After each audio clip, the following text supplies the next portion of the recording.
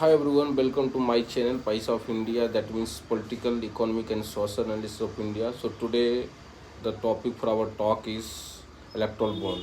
As you all know that in the recent judgment of Supreme Court by a constitutional bench headed by Chief Justice D.I. Chandrachud has struck down the electoral bond, and it says that the scheme is invalid as it breaches the RTI Act, Right to Information Act. So let's see, like how the judgment, how this scheme was told by the Supreme Court that it's not valid, and how it is breaching the right RTI Act.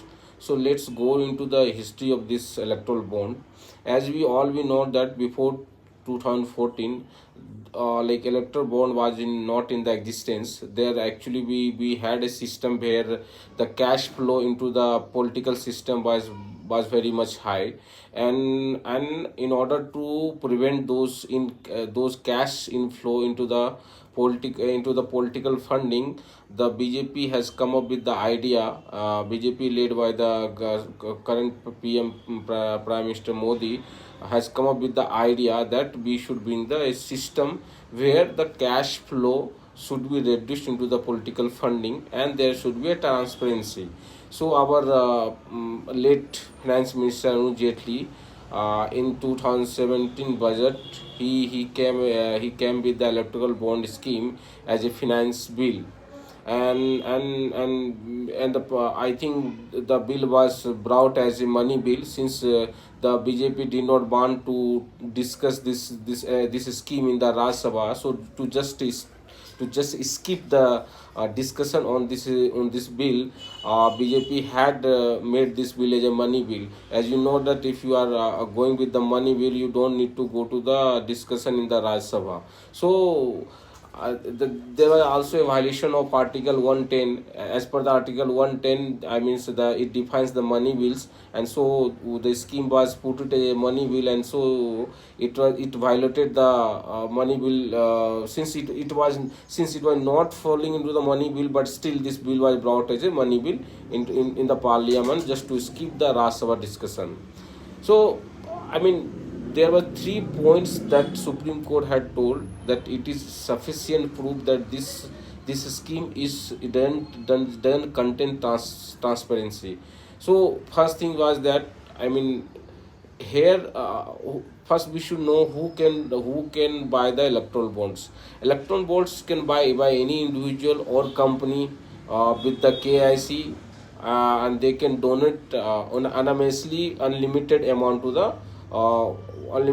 to the political parties. So it is just like coupon. So suppose we buy a coupon, and then we go to redeem that coupon. So same thing, you have to buy this electoral bond through the SBI branch, through the any of the branch of the SBI, and then later you can donate it to any other party. But the problem was here that once you buy this electoral bond, and once you donate to the political parties, the information who has bought this electoral bond and who has donated to this a specific party or this particular party, this information was not disclosed to public.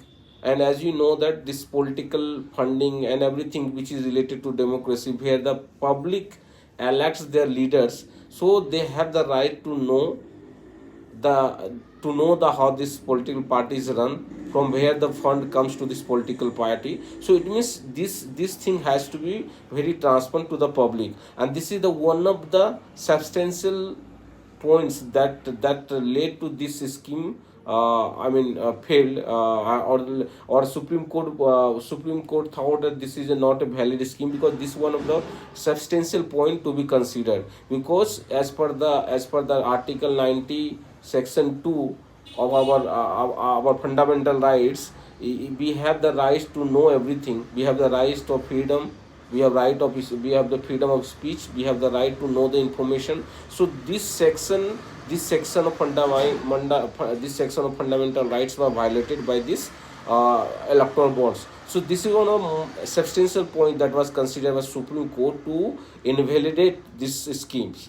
Now let's see how this electoral bond was being misused by the political party, and or I will say largely by I will say on the larger scale, this was misused by the party who is in at power at the central government. Let's see. So as per the report by the Express, 9,857 crore bas donated from 2018 to 2022 as a electoral bond. So out of 9,857 crore, 57% of this amount was donated to the BJP. So it means almost 5,000 something crore rupee was donated by the company or in an individual to the BJP party, and then 10% almost 1,000 crore something went to the Congress, and the third was the TMC who received around 959 crores, and then fourth position was the Biju Janata Dal United, which received around almost 7 crore, and then 438 crore was received by DMK. So if you see this amount, how this amount has been, how this amount is going to some political parties. So if you see, the larger amount was donated to the BJP, which party is at power at the center now.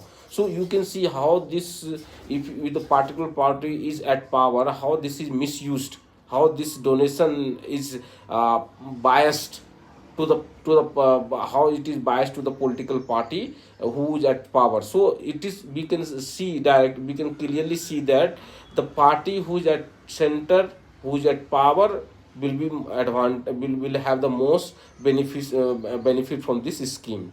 Now let's see, like and even as per the scheme, how was what was the who all party can receive this amount. So there at the legislation, when this bill was going to pass, that time it was told that those political party which have received 1% of the 1% of total vote, those political party will be eligible to have the funding from the electoral bonds. So if you see here, it means only the national party or the some categorical party or some specific political party who has who have more seat in the parliament, or who have more government at the some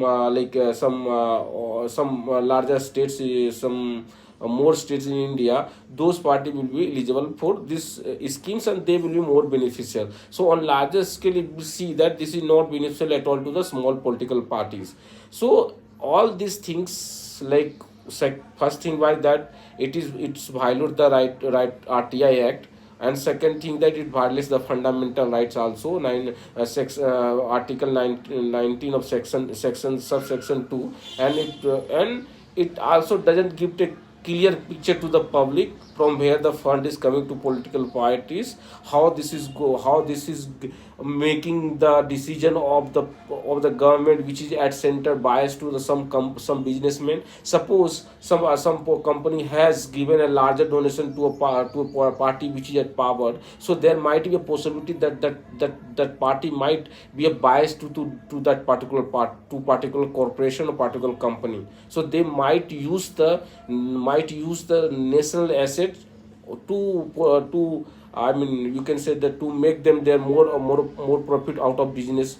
So all these things made the Supreme Court think that this scheme is not at all valid, and I think we should welcome the judgment of the Supreme Court. This was not at all beneficial, or at all it was not giving a clear cut transparency of the political funding. So I think the judgment of the Supreme Court is very much welcome, and we should be thankful to the Supreme Court that now the whatever the schemes the government takes up at the center should be transparent, and it should not violate the fundamental right, or it should not violate the RTI. At least we should, whenever we are framing this kind of scheme, we should take into consideration of the public. We should take into consideration of the transparency that we should have in the system, and the public should have the right to know about everything of that scheme, since public is exercising their right to elect their leaders. So if the lead, how the leaders are getting fund, how, from where these monies are coming, so these are very much interested, I mean public are very much interested to know all about this, to exercise their vote and to choose their leaders. How the public will come to know whether this leader is honest, or whether this leader is transparent or not, if we are not, we don't have transparency to the political funding.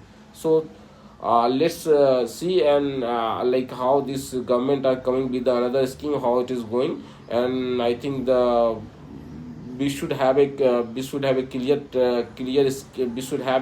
schemes where transparency should be considered at the most, and the public consideration should be also kept in the mind, because since in a democracy, if the schemes are more transparent, that will be more beneficial to the public. Thank you so much.